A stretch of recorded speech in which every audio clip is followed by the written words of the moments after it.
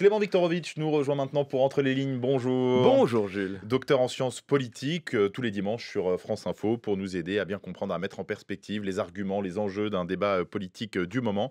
Aujourd'hui, vous revenez sur un mot que l'on entend beaucoup depuis des semaines, sobriété. Et oui, la sobriété énergétique, c'est le mot que tous les ministres ont à la bouche depuis la rentrée et sur lequel j'aimerais m'arrêter aujourd'hui. Parce que les mots ne sont jamais anodins. Ils portent toujours en eux une histoire, des connotations, des présupposés qui influencent notre manière de penser. Et quand un mot nouveau s'impose, ça n'est jamais de manière évidente. Il le fait toujours en éclipsant d'autres concepts qui souvent était le support de propositions concurrentes.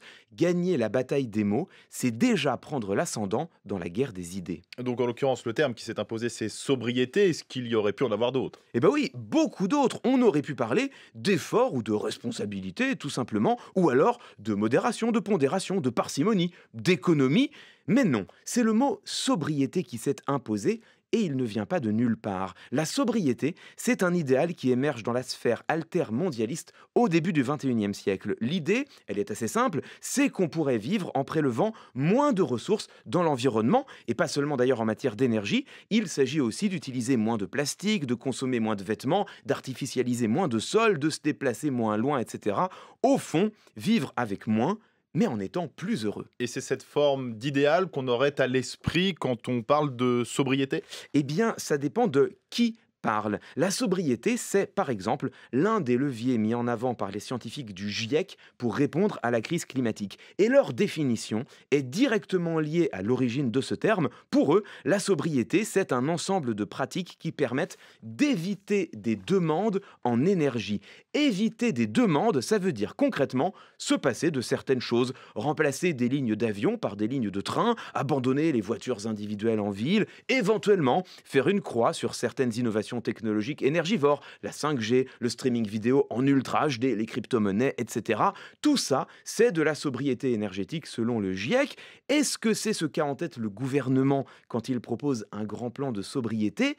Eh bien, on peut en douter, et celui qui en parle le mieux, c'est encore le président de la République début octobre, lors du salon des entrepreneurs organisé par la BPI.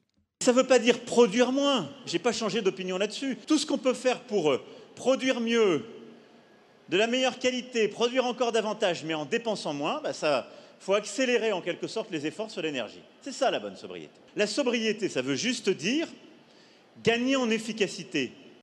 Voilà, vous l'avez entendu, hein, produire davantage, mais en dépensant moins d'énergie. Il ne s'agit pas du tout de réduire les demandes, mais juste d'utiliser moins d'énergie pour satisfaire aux mêmes usages. Et ça, pour le GIEC, ça porte un nom, ça s'appelle l'efficacité énergétique. Et d'ailleurs, Emmanuel Macron le dit lui-même dans une phrase qui est merveilleuse de confusion, la sobriété, ça veut juste dire gagner en efficacité.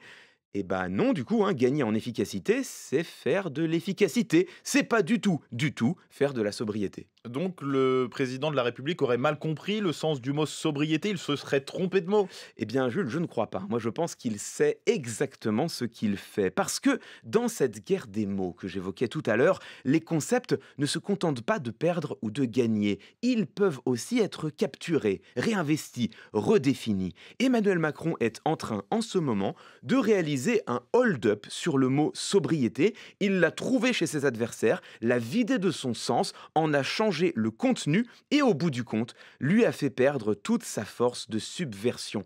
Et d'ailleurs, c'est loin d'être la première fois. Revenu universel, planification écologique, révolution, il a en fait passé son temps à priver ses adversaires de leurs armes rhétoriques. Alors bien sûr, c'est une stratégie risquée. Le sens originel du mot ne disparaît jamais totalement derrière la redéfinition, et il y a toujours le risque que ce sens originel ressurgisse par la suite. Est-ce que la stratégie d'Emmanuel Macron participera in fine à populariser l'objectif de sobriété défendu par le GIEC? C'est possible. En attendant, le chef de l'État a remporté une victoire sur le plan du lexique. Ça n'est pas le moindre des atouts politiques. Populariser la sobriété, ça a été un peu plus difficile pour la fin de l'abondance. On se rappelle que ça avait créé quelques remous. Merci à vous, Clément Viktorovitch. Entre les lignes tous les dimanches sur France Info.